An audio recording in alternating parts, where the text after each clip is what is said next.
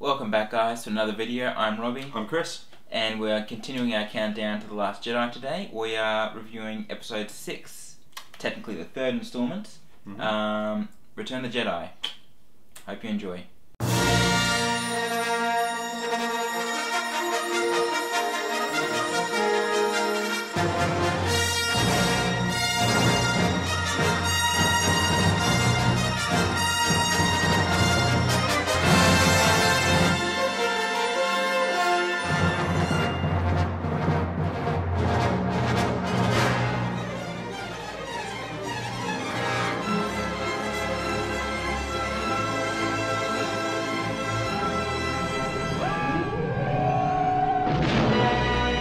Return to a galaxy far, far away. Ready, everybody? Chewie, see what this piece of junk can do. Here we go again. You will bring Captain Solo and the Wookiee to me. Star Wars Episode 6, Return the Jedi, was directed by Richard Marquand and it stars Mark Hamill, Carrie Fisher and Harrison Ford once again.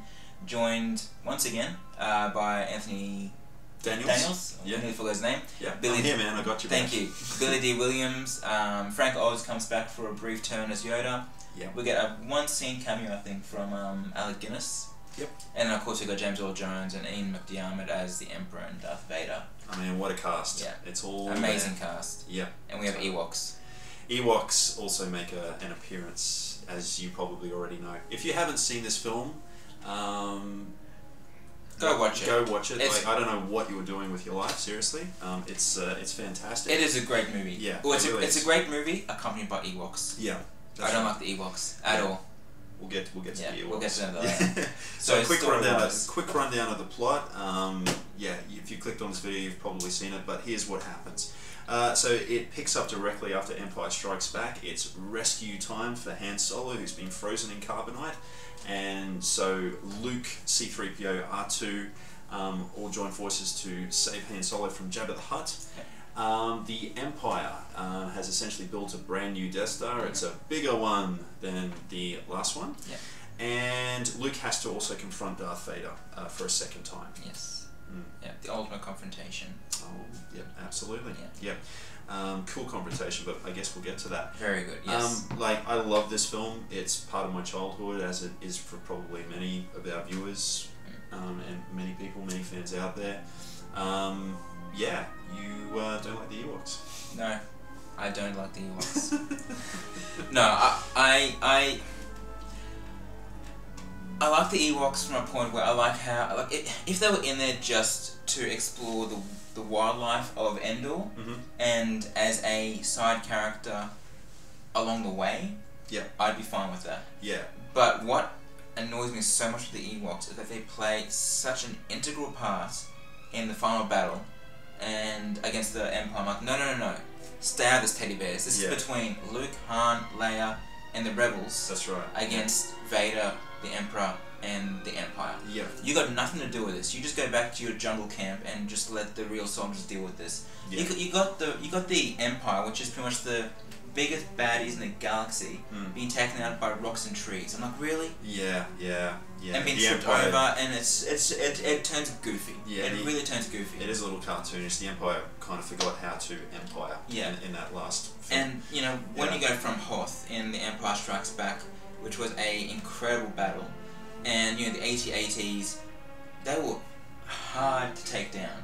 One of the series' best action scenes, I think. Yeah. Going from that to Return the Jedi, where, granted, there was no AT-ATs, but there were still machines. There were still the AT-STs. They get taken out so easily. And like, come on, this is the final battle in the original trilogy, and it's down to little stuffed toys taking out the villains. They weren't alone, see. If it had been just the Ewoks, I could have totally agreed with what you're saying, but Han and Chewie have a role to play there. Oh, for sure. Like Chewie does help the Ewoks out in many ways, so but it's not still too bad. It's still like 60% is the Ewoks against the Empire. Like there's ones where there's multiple AT-STs that get taken out solely by the Ewoks. And I'm like, come on, guys. Yeah. Really? Yeah, I tend to switch off a little bit through all of that because I'm really just engulfed by Luke, Vader, and the Emperor, essentially, and what's going on in that story. Which I think shouldn't happen. You should be as engaged as you are between Luke and the Emperor and the battle going down on ground level. Yep. Like, it should be going from one to the other, and just like cliffhanger after cliffhanger. It's really, oh my god, this is amazing. It's Luke versus the Emperor, and then okay. Childish action, back to something really cool, and it's just too jarring in tone. Jarring in tone, and you can tell the Ewoks and that storyline was brought in to tone down the dark overall feel. There's some really dark scenes in this film, man, and I think in order to keep the kids engaged, they needed the light, fluffy teddy bears. Which I think is wrong when you go from the Empire, which is such a dark film, and it's setting up such a brilliant finale, to it's almost a cop out to just want to appeal to kids. I'm like, kids were never the sole target audience. It was the ones who loved A New Hope and Empire Strikes Back. You know, I agree with you, and George Lucas doesn't. Oh, well, George Lucas made the prequel, so I don't care what George Lucas thinks. He always thought this was for kids, man. And I guess when we think about Empire was 1980, 1983 was Return of the Jedi. So kind of in there, it was where it became more marketable for kids. And of course, we had the Star Wars holiday specials, and there was an Ewoks movie as well. If it was always for kids, why is Empire such a dark film? Seriously, it is dark. Yeah, but that's what I'm saying is like in between those films, I think that's where the shift was happening. And all those greedy marketing teams, you know. It's so obvious. I was just trying to make toys out of this. Make toys. So just making a movie and just letting that come naturally. Yep. But anyway, moving away from the Ewoks, the main cast in this are great. Of course. I mean, Mark, Carrion, Harrison, by this point, they are their characters. Yeah. They know them like the back of their hands. Absolutely. It's 3 films in. They've got it down pat. The chemistry is great. As always, it's almost down a little too well. You know, in some places, I thought it was just a little bit too chilled when there's just such a big galactic sort of thing going on. And that's what I mean. The tone is too jarring. Not just in the same movie where they're going from one storyline to another, but from Empire to this one. It doesn't feel like a true continuation at times. Yeah. Absolutely. Yoda, of course, is back for that one scene. We love Yoda. A really touching scene. Yeah, it was really cool. Alec Guinness is there for one scene, so it's all-star cast. Everyone's back. Great confrontation with Luke and Vader at the end. Great action scenes. Yeah, the action scenes. Accept. I accept. Yes. Yeah.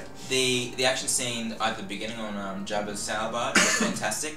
The confrontation between Vader and Luke and the Emperor. That kind of, even though the Emperor isn't really in on the battle, he's kind of like just toying with him the whole time. But that's still that 3-way kind of duel of the mind. Was terrific. And then there's stuff that I've already mentioned, which I'm not going to go back over. The speeder bike chase was excellent though. Yeah, it was. That was really a good cool. Part of Endor. And that's what I mean. Endor is so hit and miss with me because there's bits that I love, bits that I don't love, and it's just. It just fixed that one thing. It could have been a home run for me, but it just stops it from being that. Ian McDiarmid for me sort of steals the show in many ways, you know, as the Emperor, and for me it overshadows the Ewok stuff going on. I just find him so engaging, and for me, what I love in films is just a great villain. Send the fleet to the far side of it. He's so good. He's so good, man. So quotable. So many great lines. Literally everything he says is a quote. Every line he says is a memorable quote. It's brilliant. It's so good. And then you see, it's great seeing Vader and Luke really wrestling with each other. Yes. Because, you know, Luke knows that there's still good in Vader, and he wants to bring him back to the light side. Yep, totally. Vader, meanwhile, I think subconsciously he knows that there's good in him still. Yeah, he wrestles with it. And he's really wrestling with these inner conflicts. So, moving on to more the technical aspects, the directing I thought was great, because like I said, it's not George Lucas, it's Richard Marquand who's come in. After Irvin Kershner did Empire.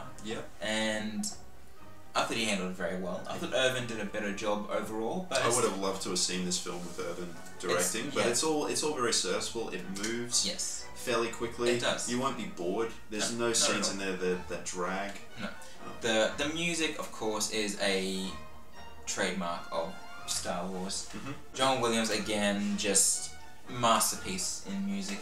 He's a modern day Beethoven. Oh, he really is. Beethoven, Mozart, all put together. Put Williams in there. Yeah, he slides in really nicely. Oh, definitely. Points for Ewoks for the Ewok theme, though. I was just about to say that. Yep. Even something that is a bad idea on screen, John Williams manages to turn a great theme out of it. Yeah, absolutely. It's a quirky little melody. It's very simple, but it's really effective. And then the sort of Luke and Leia theme that comes in is a beautiful piece as well. Absolutely, and there's obviously a reveal in this one. So reveal. We'll jump into spoilers now. Let's jump into spoilers. So be warned, if you haven't seen Return of the Jedi, we are talking spoilers now. Yeah. So jumping into it, the big reveal. Big reveal. You can do it. All right, I can do it. Luke and Leia are twins. Even though they made out in the last movie. They made out in the last movie, yeah, which makes it all really awkward now. But they didn't know. They didn't know, I guess, and but still, it's very hard to watch Empire. Yeah. When that scene takes place, that kiss. Yeah. That whole sibling dynamic just came about so nicely as well. Yeah. And I thought that scene they have when Luke tells Leia, because obviously Luke knows about Leia earlier, but Leia finding out on that bridge, I thought was such a beautiful scene. Yeah, one of the moments in this film that has plenty of heart. Yeah, and that's why this works. And I love how that same idea they wanted to reveal to Han Solo is actually played off as a joke. It's so well written. Yeah, you love him, don't you? Well, yes, I understand. And the look on Han Solo's face when she tells him, it's still confusing. He's just the wheels are turning, and it's that trademark Harrison Ford grimace that he's had in so many of these iconic characters. Yeah. It's great. I love it. Can't get enough of that. Nah, yeah. And then the big one at the end is that it's actually Vader who takes down the Emperor, not Luke. It's Vader. Yeah. Sacrificing himself. He knew that turn to the light side would cost him his life, and that's essentially what happens. Yeah. There's just that lingering shot, which is absolutely beautiful, just before Luke is taken to the Emperor, and it sort of closes in on Vader. And he doesn't say anything, he's just got the saber, and he's just standing there, but you know exactly what the character is thinking, what he's feeling in that moment. So the conflict between him is really interesting. And from that moment onwards, I knew that Vader, even when they're dueling at the end there, I knew that Vader was never going to touch a hair on Luke. Yeah. Luke was safe from Vader. Yeah. Which was such a touching thing to have as the main villain, essentially, of the series. Yeah.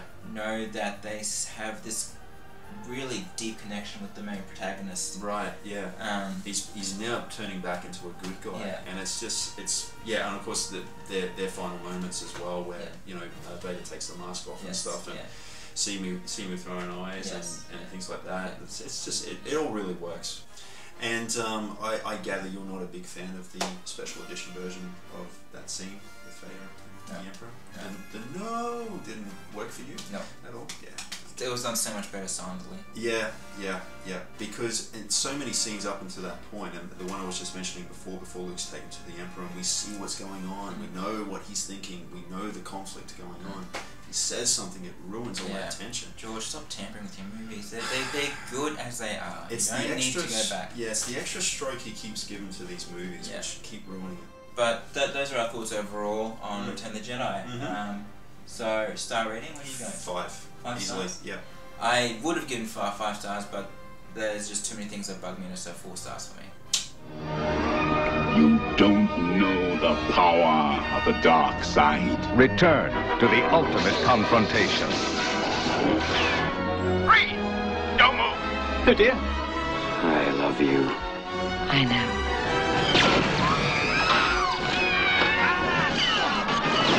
Return for the climactic chapter of the Star Wars saga. Exciting is hardly the word I would choose. But most of all, return for the fun of it. Return of the Jedi. Thanks for watching, guys. Hope you enjoyed that review. If you did, don't forget to leave a like and a comment down below. Let us know what you thought of Return of the Jedi. Don't forget to like, subscribe, all that really cool stuff. More reviews coming up, including Phantom Menace, as we continue Star Wars reviews right up until the release of The Last Jedi, which is December 14. So look out for that. Until next time, I'm Chris. And I'm Robbie. See you at the movies.